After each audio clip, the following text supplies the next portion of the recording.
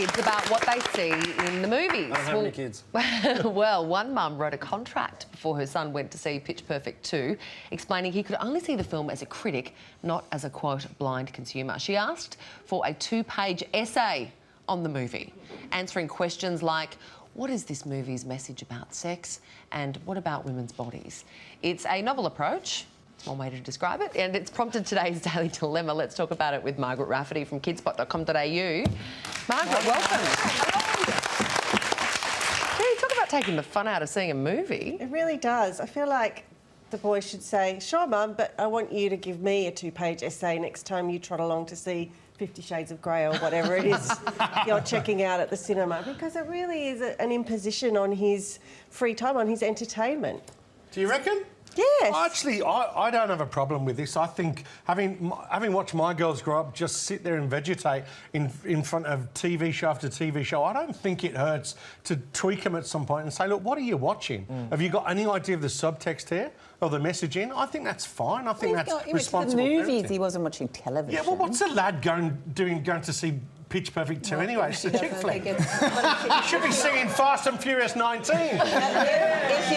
If she doesn't think it's appropriate, he shouldn't go to the movies then. I mean, that's a mother from hell. What if the movie had themes that were sexist or homophobic? Do you just let your kid go and enjoy it without talking to them about these issues? I think talking to them is fine, but giving them homework to do, I think that's a step too far. Definitely. So have the chat, by all means have the talk afterwards and say, and anyway, the mother hasn't seen the movie yet either, so I think that's a bit full on that she's asking for all of these things.